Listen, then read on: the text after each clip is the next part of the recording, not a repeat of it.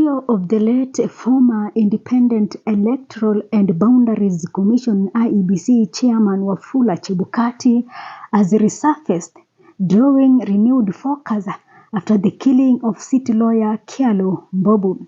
In the video, Chebukati narrated how at around 3 a.m. on August 15, 2022, he was abruptly woken from a brief nap in the commission's holding room. Security officers had alerted him to 3 unexpected visitors. The visitors were former Jubilee Secretary General Raphael Tuju, former Attorney General Mbobu'S, and Advocate Kyalo Mbobu.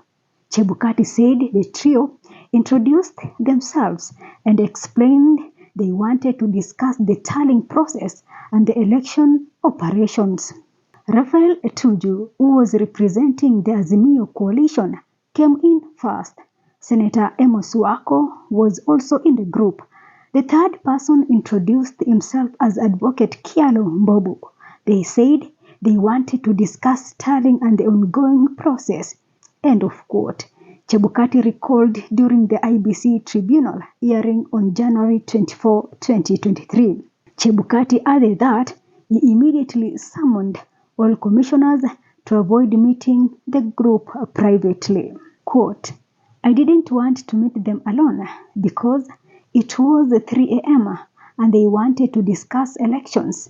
In all matters affecting elections, I always involve commissioners, he said. This video resurfaced after Mbobu was shot dead along Langata Road. His killing has sparked questions over whether his involvement in sensitive political and legal matters could have made him a target. Police reported that the assailant fled the scene on a motorbike and is yet to be identified. Reactions from Kenyans online ranged from suspicion of political involvement to concerns that Mbobu's professional engagements placed him in a danger. Many are calling for accountability and a thorough investigation into his death. Somebody contacted you that you had these guests.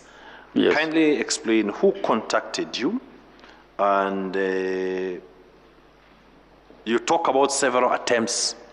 Kindly explain. Paragraph 58. Yes, the auditorium and the holding room are adjoined, and we are also operating from the holding room, working from there. And then I got messages from members of staff, from my security detail, that this gentleman and commissioners, that this gentleman wanted to see me. And this was around that time. So then they came in. Actually, I didn't say yes they should come, but they came in just like that, uninvited. They just walked in.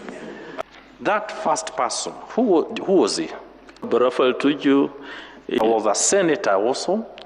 Yes, Senator Amos Wako, former Attorney General, was also in the group. Right. Among the 3 people. Okay. That person is Advocate Kyalo Mbobu, Yes.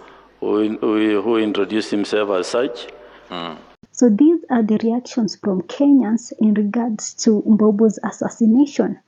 We have this one by the name of Paul Oneko, who says, I'm not shocked by the assassination of Matthew Kyalo Mbobu, a prominent city lawyer gunned down along Magadi Road. That bullet didn't just end a life, it exposed a system that has long thrived on silence, fear, and blood. Ever since I learned that a principal secretary in the Ministry of Interior was working overtime to free the mastermind behind the cold-blooded execution of the Kasipul MP, I stopped believing in random killings, in quote. In this country, when a prominent person dies, someone in power benefits, and they benefit big. The gun that fired at Kyalo wasn't just held by a hitman. It was loaded by betrayal, cocked by impunity, and aimed by a system that sees truth tellers as threats. Kyalo wasn't just a lawyer, he was a barrier between the oppressed and their oppressors. And in this rotten order, such people are silenced before they can inspire too many to rise. What's more disturbing is the speed at which investigations stall. When the dead man is inconvenient to the status quo, you will hear whispers, planted stories, and fake alibis, but no justice. Just like Kasipul MP, just like so many others. We must stop asking who killed him and start asking who is protected by his death.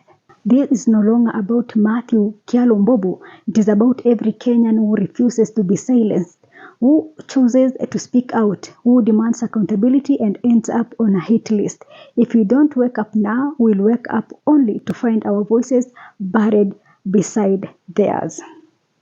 Melita says, not to hate, but jana all lawyers within Nairobi walikuwa wanajichocha ati waliposikia city lawyer was shot, they got into panic mode and they thought it was their friend. Sio kwa ubaya, but 99% of you guys will never make it kuitwa city lawyer. They have their club and you are not in it.